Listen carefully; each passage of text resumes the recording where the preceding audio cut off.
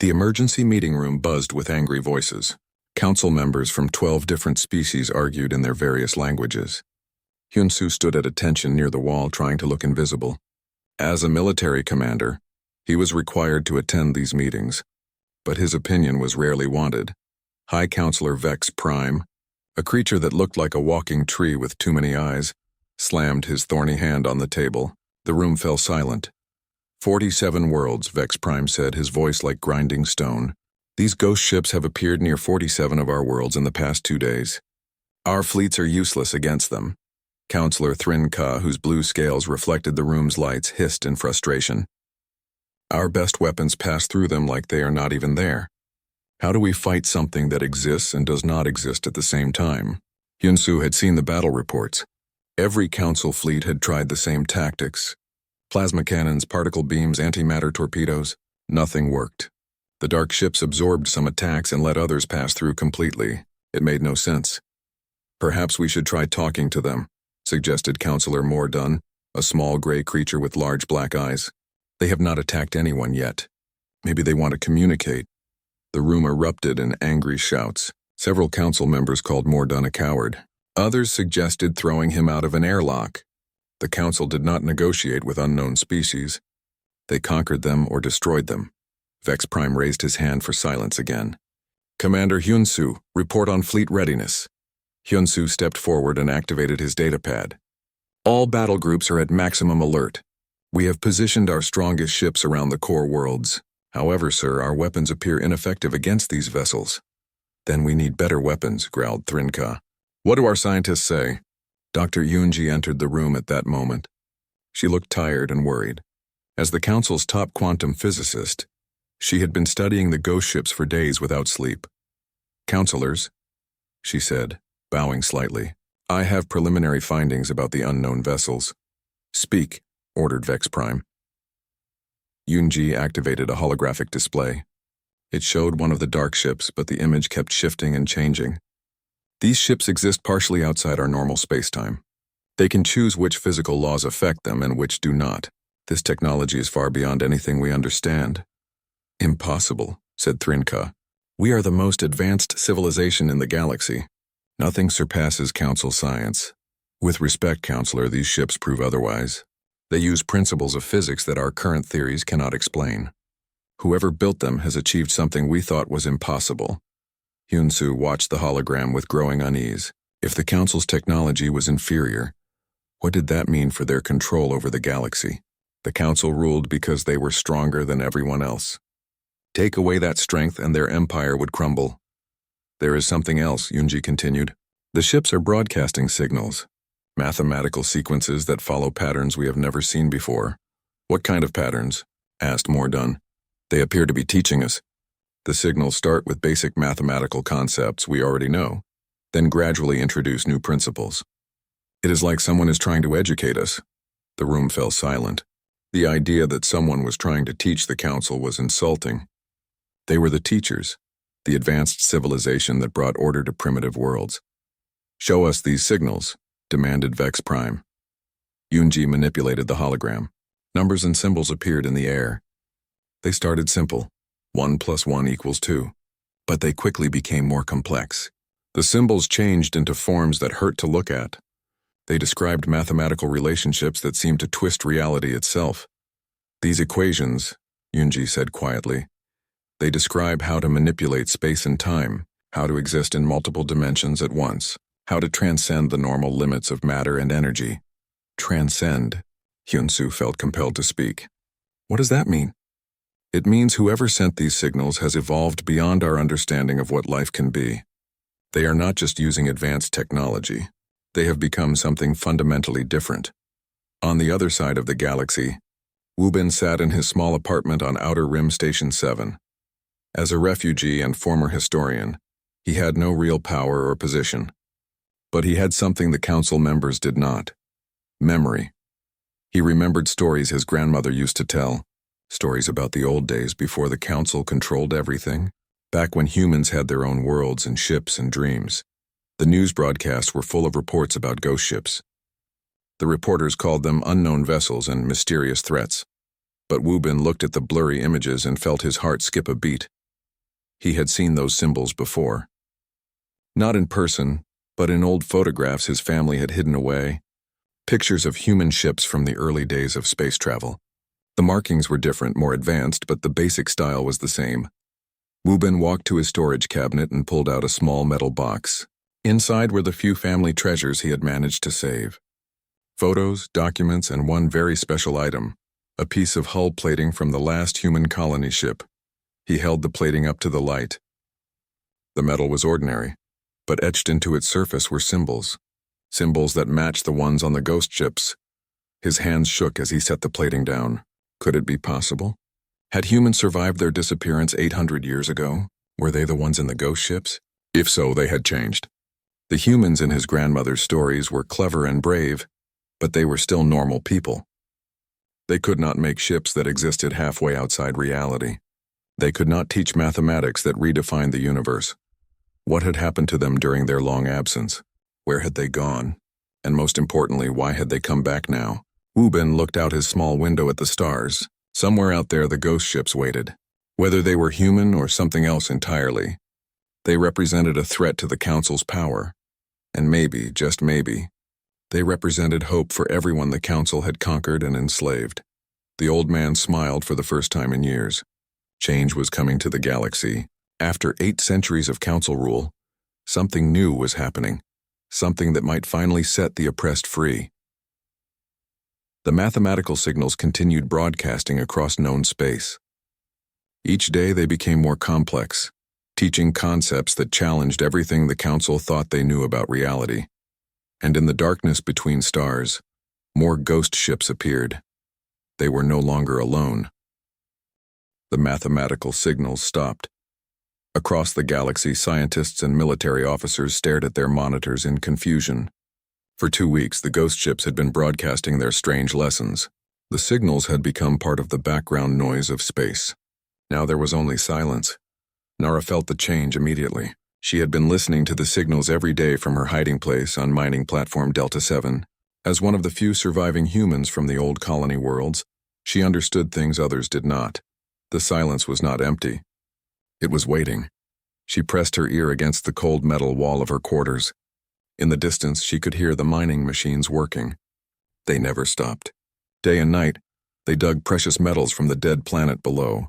The Council had stripped away the atmosphere decades ago. Nothing lived there now except the machines.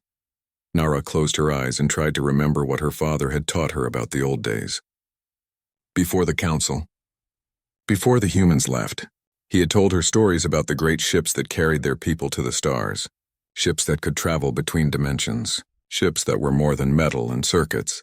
The stories had seemed like fairy tales then. Now she wondered if they were memories. A new sound echoed through the platform. Not the usual grinding of machinery, but something else. Something musical. It was faint at first, like a whisper in the walls. Then it grew stronger. It was counting down. The numbers appeared on every screen throughout the platform, written in dozens of languages, including some Nara had never seen before. The countdown showed the same time no matter what language it was in. 72 hours. 71 hours and 59 minutes. 71 hours and 58 minutes. What the hell is that? Shouted Supervisor Graktu as he burst into the communications center. The reptilian alien scales were bright red with anger. Who is broadcasting on our frequencies? The technicians scrambled to find the source of the signal. Their equipment showed nothing. The countdown seemed to be coming from everywhere and nowhere at the same time. Nara slipped away from the crowd of worried workers. She had to get to the old communication array her father had hidden in the lower levels. If this countdown was connected to the ghost ships, she needed to be ready. Meanwhile, on the Council flagship, Minho was having the worst day of his career. As the Council's chief diplomatic officer, it was his job to handle first contact with new species. But how do you negotiate with ships that ignore your messages and exist halfway outside reality? The countdown is synchronized across all our territories, reported his assistant, a nervous young creature from Rigel Prime. Every world, every station, every ship is receiving the same signal. Minho studied the translation reports. The countdown was written in over 300 languages. Some were current Council tongues. Others were ancient, dead for thousands of years. A few were completely unknown. But one set of symbols made his blood run cold. They matched the markings found in the Forbidden Archives, the sealed records that only the highest council members were allowed to see. The records about humans. "Sir," his assistant whispered, "what happens when the countdown reaches 0? Minho did not have an answer. In all his years of diplomatic service, he had never encountered anything like this. The council had protocols for every situation. First contact, trade negotiations, surrender demands, invasion responses. But no one had written protocols for this. On the outer rim, Seok-Jin was frantically updating battle plans that were already obsolete. As a military strategist, he understood that conventional warfare was useless against the ghost ships. But the council demanded military solutions to every problem. His latest report painted a grim picture. The council's most powerful fleets were positioned around strategic worlds, but their weapons could not touch the enemy. "It was like trying to fight smoke with swords, General." One of his junior officers approached hesitantly. "We have received new intelligence about the ghost ships." "What kind of intelligence?" "They are not ships, sir. Our long-range scanners have finally penetrated their dimensional shields. What we thought were individual vessels are actually small sections of much larger structures." Seok-Jin felt his stomach drop. "How much larger?" "Each structure is approximately the size of a small moon, sir. They contain cities, millions of life support systems. They are not warships. They are habitats." The implications hit Seok-Jin like a physical blow. If the ghost ships were really floating cities, then they contained populations, civilizations, an entire species that had been living in space for centuries, invisible to council sensors. "Sir," the officer continued, "there are thousands of these city ships. If each one contains millions of inhabitants, then we are outnumbered by billions." Seok-Jin finished quietly. The countdown continued. 60 hours, 50 hours, 40 hours. Panic began to spread through council space. Some worlds demanded immediate evacuation. Others called for preemptive strikes against the ghost ships. A few wise leaders tried to prepare their people for whatever was coming. Nara reached her father's hidden communication array just as the countdown hit 24 hours. The old equipment was still functional. Her father had built it to contact the human ships if they ever returned. She activated the array and listened to the cosmic background radiation. For a moment there was nothing but static. Then she heard it. Voices. Human voices, speaking in the old language her father had taught her. They were faint, like echoes from a great distance, but they were real. "Awakening protocol initiated," one voice said. "All ARC cities report ready status." "Confirmed," replied another. 847 years of sleep ending. Population revival beginning. "Remember the purpose," said a third voice, older and wiser than the others. "We return not as conquerors, but as gardeners. The galaxy has grown wild in our absence. It is time to tend the garden once more." Nara pressed her hands against her mouth to keep from crying out. The humans had not died. They had been sleeping, waiting, planning, and now they were waking up. The countdown reached 12 hours.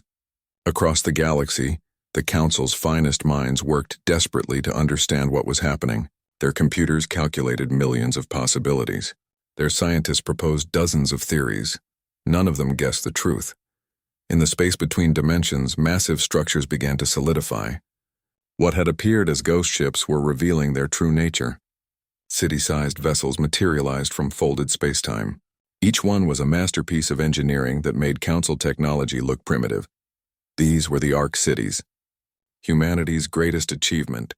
Ships designed not just to travel between stars, but to exist outside the normal flow of time and space. For 8 centuries, they had drifted in dimensional hiding, keeping their passengers in perfect suspension while their automated systems worked to improve and evolve. The countdown reached 6 hours, 5 hours, 4 hours. Nara watched her father's instruments as they registered impossible energy readings. The space around mining platform Delta 7 was changing.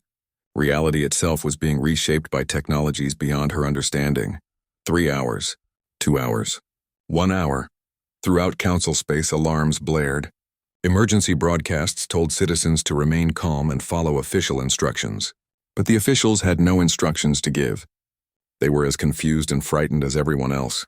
30 minutes, 20 minutes, 10 minutes. Nara could see lights in the darkness outside her window. Not the cold light of stars, but warm golden light that seemed to pulse with life.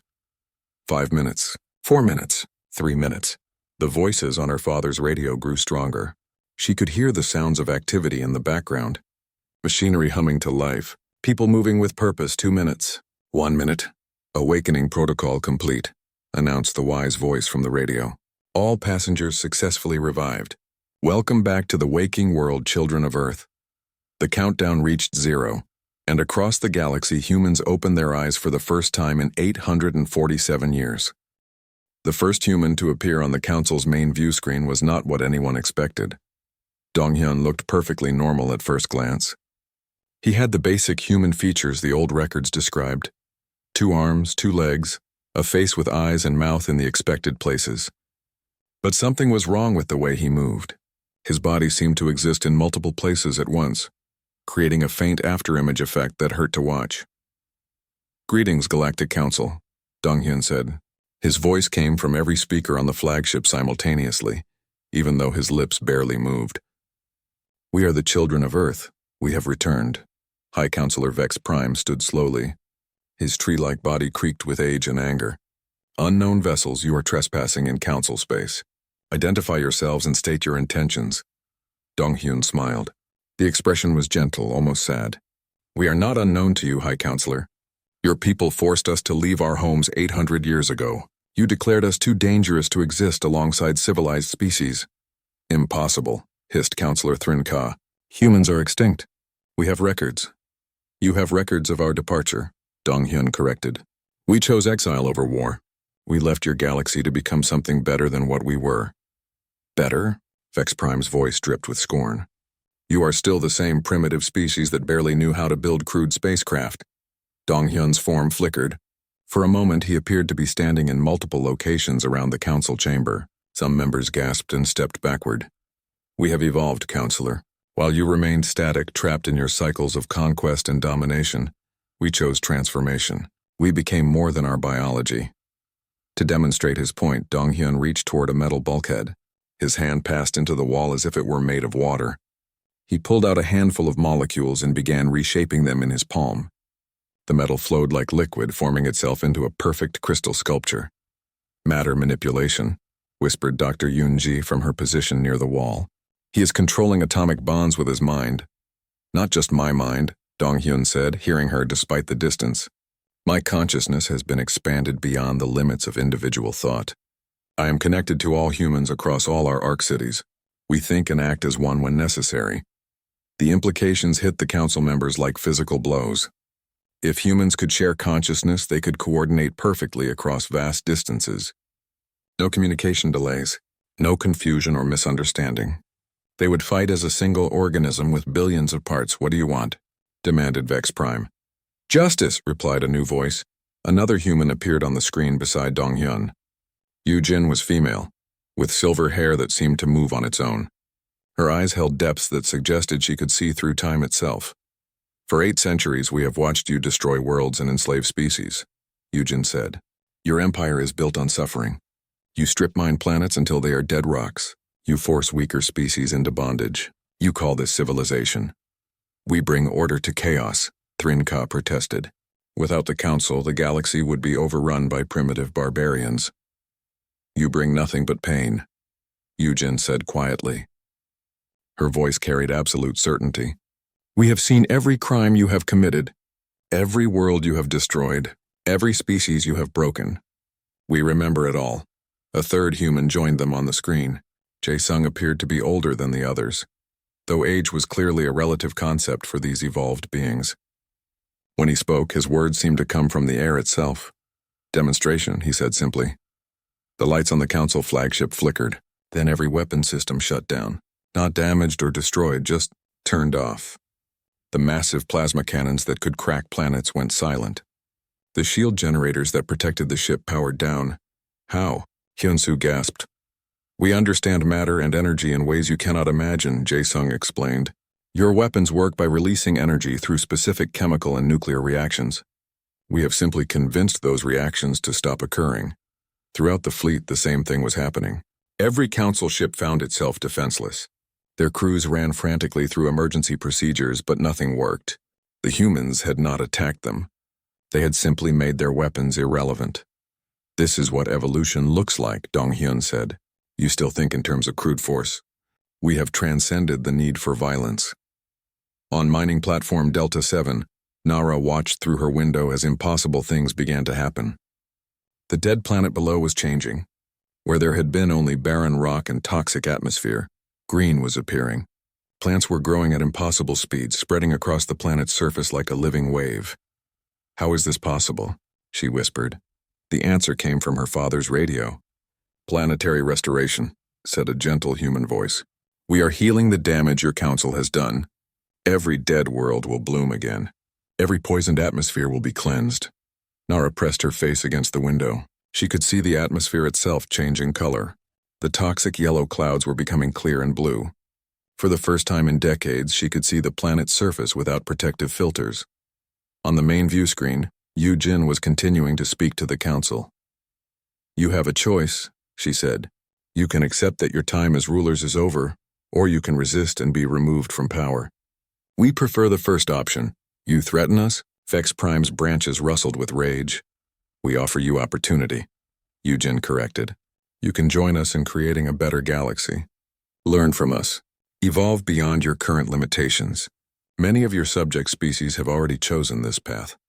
As if to prove her point, new signals began appearing on the Council's communication systems. Reports were coming in from across their territory. On world after world, enslaved species were walking away from their chains. Not breaking them or fighting their guards, simply walking away. The chains were dissolving, slave collars were turning to dust, prison walls were becoming permeable. Forced labor camps were emptying as their barriers ceased to exist. "Stop this," roared Thrin-Ka. "You are destroying the natural order." "We are restoring the natural order," Dong-hyun replied calmly. "Freedom is natural. Oppression is artificial. We are simply removing the artificial constraints you have imposed." Hyun-soo watched his tactical displays with growing horror. Every council military installation was reporting the same thing. Their weapons would not fire. Their security systems were failing. Their control over their territories was evaporating like morning mist. "You cannot do this," he said, though he was not sure who he was speaking to. "There will be chaos. Without order, society will collapse. Order imposed by force is not true order," Jae-sung observed. "It is merely the temporary suppression of natural patterns. When the suppression ends, life finds its own balance." On the screen, the three humans stood together. They no longer looked entirely human. Their forms shifted and flowed like living light. They existed in the physical world but were not limited by it. "We offer this choice once," Yu Jin said. "Accept the new reality and learn to live in harmony with other species, or be relocated to worlds where you can harm no one but yourselves." "And if we refuse?" Vex Prime asked. "Then you will discover what it means to be powerless," Dong-hyun replied. "As powerless as every species you have conquered." The transmission ended. The humans vanished from the screen, but their presence remained. Every council member could feel it. A vast intelligence was watching them, judging them, waiting for their answer. Outside the flagship's windows, the Ark cities became fully visible. They were beautiful beyond description. Cities of light and living metal that existed in perfect harmony with the space around them. Each one housed millions of humans who had spent 8 centuries becoming something greater than they had been, and they were no longer hiding. The age of the council was ending. The age of something new was beginning. Whether that something would include the council species depended entirely on the choices they made in the hours to come. Tae-jin wiped the sweat from his forehead as he crawled through the narrow maintenance tunnel. The air recycling system on the council flagship Eternal Judgment had been acting up again. Nothing new there. Everything on these massive ships seemed to break down every few days. He pulled out his tools and started working on the filter housing. The metal was old and worn. Like everything else the council built, it looked impressive from the outside but fell apart when you looked closer. Tae-jin had been fixing things on council ships for 3 years now. He knew their secrets. The work was boring, but it paid enough to keep him fed. More importantly, it kept him away from the council members who walked the upper decks. Those aliens treated workers like dirt, sometimes worse than dirt. A loud alarm suddenly filled the tunnel. Tae-jin dropped his wrench and covered his ears. The sound meant emergency stations. All workers had to report to their supervisors right away. He crawled out of the tunnel and ran toward the worker assembly area. Other maintenance people were running too. Their faces showed confusion and worry. Emergency alarms only went off during attacks or major system failures. Supervisor Krenix, a tall green alien with too many arms, was waiting for them. His voice was sharp and angry when he spoke. "Listen up, you worthless creatures. Something is happening at the edge of our space. Ships have been detected. Unknown ships. All maintenance schedules are canceled. You will prepare this vessel for possible combat." Taejin felt his stomach drop. Combat meant people died. Workers always died first when fighting started. They were the ones who had to fix damage while enemy weapons were still firing. "What kind of ships?" asked Sora, a young woman who worked in the engineering section. She was smart, maybe too smart for her own good. Asking questions could get workers in trouble. Krenix's orange eyes focused on her. "Ships that do not respond to our signals. Ships that our sensors cannot properly read. Ships that appear and disappear like ghosts. Ghost ships. That sounded impossible. Taejin had worked on every type of sensor system the Council used. Nothing could hide from them completely. The Council's technology was the best in the galaxy. Everyone knew that. The supervisor dismissed them to their emergency duties. Taejin was assigned to check all the weapon systems on Deck 7. As he walked through the corridors, he could hear the Council members talking in worried voices.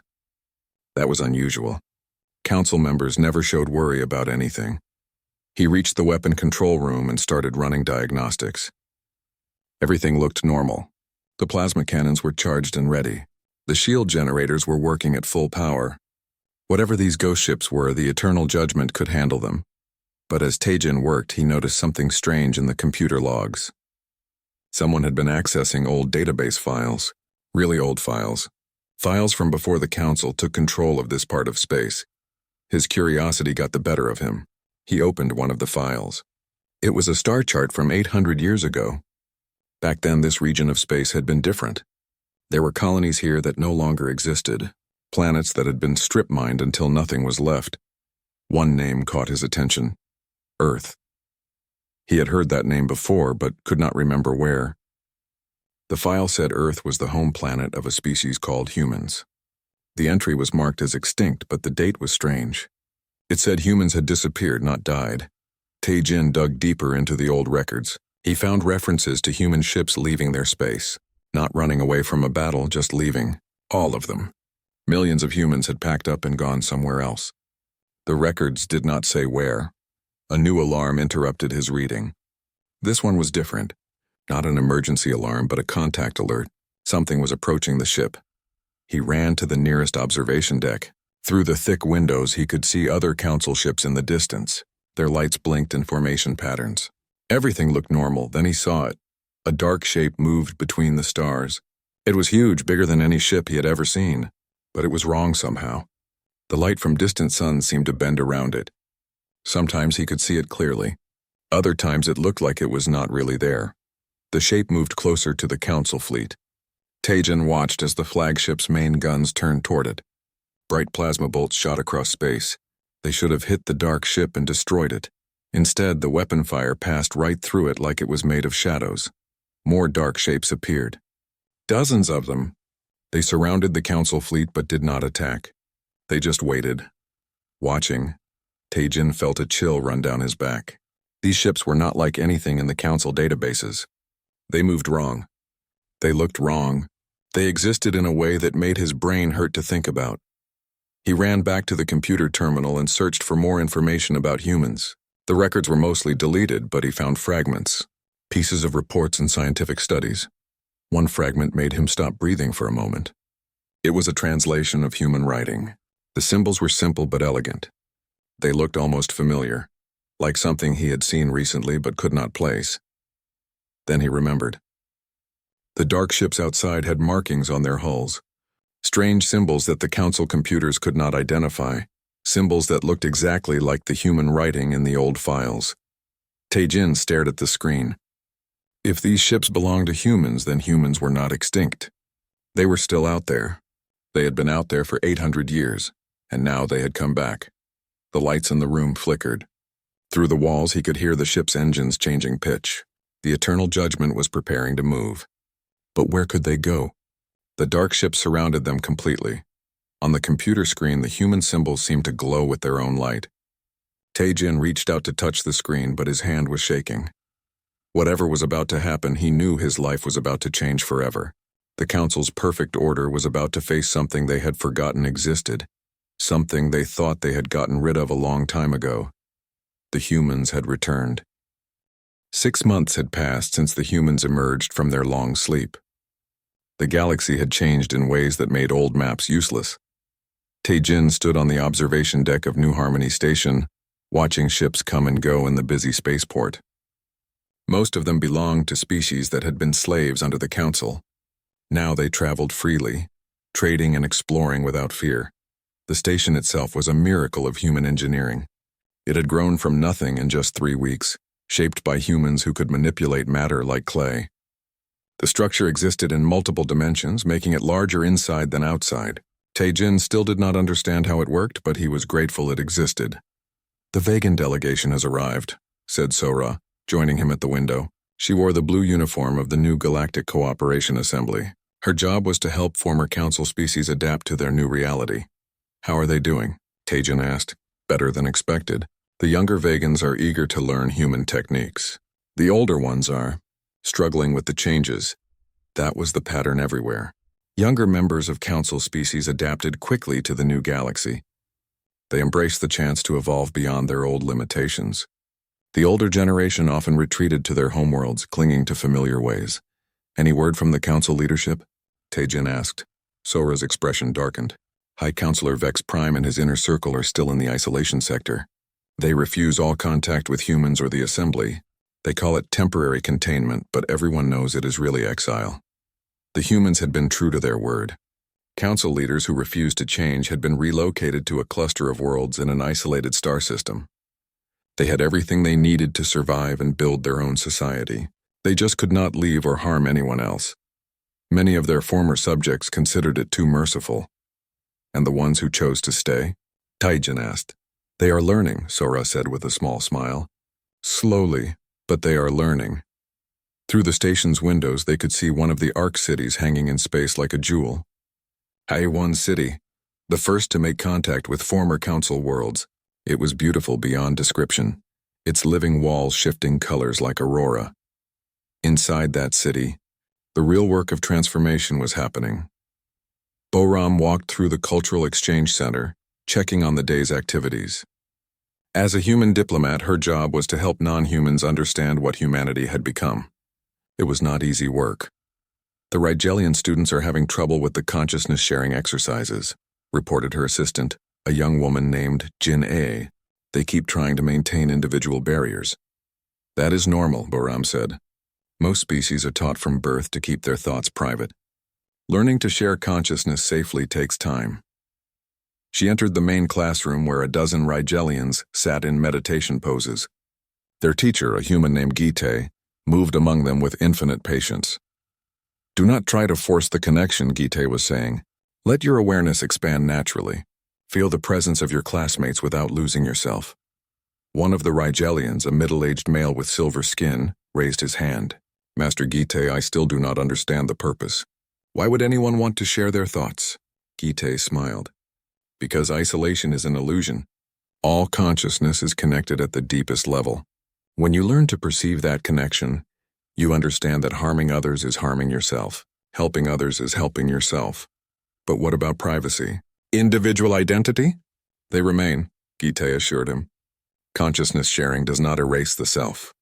It simply shows you that the self is part of something larger, like a single note in a vast symphony."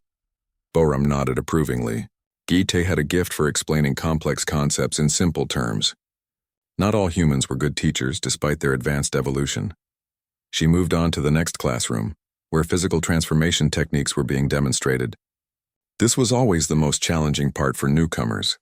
The teacher here was an older human named Wuram. He stood before a group of former Council citizens, his body flickering between solid and translucent states. "Evolution is not about abandoning your original form," he explained. "It is about expanding beyond the limitations of that form. Watch." Wuram's arm began to glow with soft light. He reached toward a metal table and passed his hand through it. Then he solidified his form and picked up the table with normal physical strength. "I am still human," he said, "but I'm also more than human. I can exist in multiple states as needed. This is what we offer to teach you." A young council citizen, one of the few who had chosen to stay and learn, raised her hand. "Is this permanent? If we undergo this evolution, can we return to our original forms?" "Evolution is always a choice," Wuram replied. "We do not force change on anyone. If you decide to return to your original state, we will help you do so. But few who experience expanded consciousness choose to go backward." Across the galaxy, similar scenes were playing out on thousands of worlds. Humans worked patiently to help other species understand what they had become. Some embraced the opportunity eagerly. Others remained suspicious or afraid. On mining platform Delta 7, Nara watched the sunset through her new window. The planet below was green and alive now, its atmosphere clean and breathable. The mining equipment had been converted into agricultural machines that helped the planet heal. She was old now, one of the last survivors from the time before the humans returned. But she had lived to see the galaxy transform from a place of oppression into something approaching paradise. "Grandmother Nara?" A small voice interrupted her thoughts. She turned to see a child standing in her doorway. Not a human child, but one of the new generation born after the awakening. The child's species was unimportant. In the new galaxy, all children learned together and played together. "Yes, little one. Will you tell us the story again? About the time before the humans came back?" Nara smiled and patted the couch beside her. "Of course. Gather the others." Soon her small apartment was filled with children of a dozen different species. They sat in a circle around her, their eyes wide with curiosity. To them, the old days of the council seemed like ancient history. "Long ago," Nara began, "the galaxy was ruled by beings who believed that strength came from controlling others. They built a great empire based on fear and force. They thought this made them powerful. But they were wrong?" asked a small human boy. "They were wrong," Nara confirmed. "True power comes from helping others become their best selves." The humans understood this. That is why they left the galaxy for so long. They needed time to become wise enough to use their power properly. "And now they teach everyone?" asked a Regelian girl. "Now they teach everyone who wants to learn. Some people choose to stay the way they are, and that is okay too. But for those who want to grow and change, the humans show them the way." An older boy, one of the vegan species, raised his hand. "My father says the old council leaders are angry about losing their power." "They are," Nara said honestly. "Change is hard, especially for those who benefited from the old ways. But anger fades. In time, even they may choose to learn and grow." She looked around at the circle of young faces. These children would grow up in a galaxy where cooperation was more valued than conquest. Where evolution was seen as an opportunity, not a threat. Where the strong helped the weak instead of exploiting them. "The most important thing to remember," she said, "is that every being has the potential to become something greater than they are. The humans showed us that. Now it is our turn to show others." The children nodded solemnly, understanding in their own way that they were part of something important. Outside the window, the stars shone with new light. Many of those stars now had worlds that were healing from centuries of abuse. Ships traveled between them carrying teachers and students, traders and explorers, all working together to build something better. The age of the council was over. The age of cooperation had begun, and in the space between dimensions, the human arc cities continued their eternal dance, guardians of a galaxy learning to be free. The humans had kept their promise. They had returned not as conquerors but as gardeners, and under their patient care, the galaxy was finally beginning to bloom. In the years that followed, some council species would choose to evolve alongside humanity. Others would retreat to their isolated worlds, holding on to old ways until their anger faded to memory. A few would attempt to rebuild their empire, only to find their weapons useless and their subjects unwilling to serve. But the children would grow up free. And that, the humans knew, was how real change happened, not through force or fear, but through patience and example, and the simple belief that every being deserved the chance to become their best self. The galaxy was vast and full of wonders. Now finally, all its inhabitants were free to explore those wonders together. The long sleep was over.